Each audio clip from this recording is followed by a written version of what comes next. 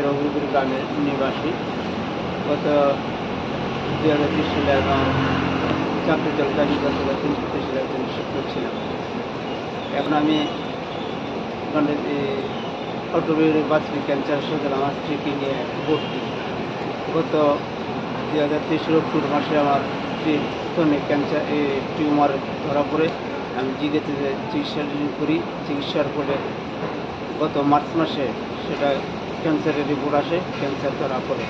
ক্যান্সারও 3rd number cancer ডাক্তাররা বলেছেন। আমি এখন ক্যান্সার হাসপাতালে ভর্তি। আমার আর্থিক অবস্থা খুবই খারাপ। আমি চাকরি যাওয়ার পরে আমি ছোটোখাটো গন্ডাচড়া বাজারে একটা দিয়েছিলাম, সেটা গত অক্টোবর মাস থেকে পুরাই বন্ধ। আমি এখন নিঃস্ব। আমার যার সম্বল আছে শেষ। এখন হঠাৎ করে ধার দেনা করে আমি এখন চলছি। আমার নিজের বলতে একটা ছেলে আছে, ছেলেটাকে মামার বাড়িতে দিয়ে এসেছি। আমরা দুইজনে এখন ক্যান্সার হাসপাতালে এই হাসপাতালে থাকতেছি।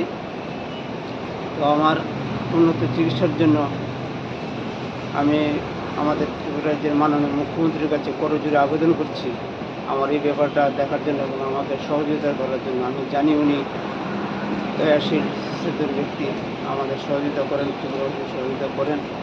সে আমার এই ব্যাপারে উনি সাড়া দেবেন এবং আমি উন্নত চিকিৎসা করতে পারবো এই আশা রাখছি। ছেলের পড়াশোনা শেষ মনোরঞ্জন দিয়েছি।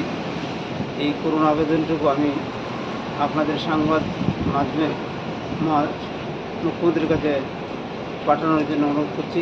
আমি যে অবস্থায় আছি, স্ত্রীকে ফেলে মাননীয় মুখ্যমন্ত্রী মহাশয়ের সাথে যে জমিনে সাক্ষাৎ করব, সেই সময়টুকু আমার এখন নেই ভর্তি আমি। তাই সংবাদ মাধ্যমের মাধ্যমে এই খবরটা ওনার কাছে পৌঁছানোর জন্য আমি করজোড়ে অনুরোধ করছি।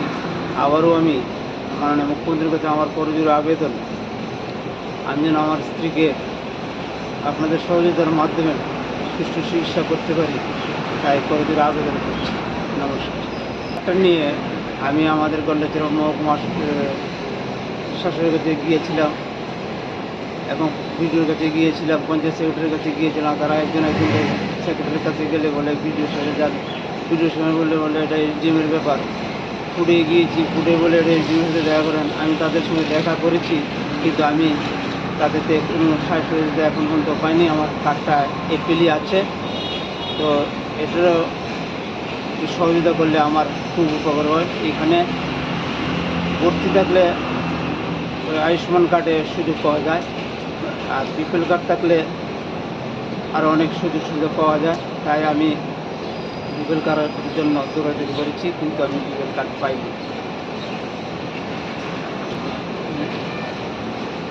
স্ত্রীর নাম, আমার স্ত্রীর নাম হলো সঞ্জিতা শাহাজি মজুমদার।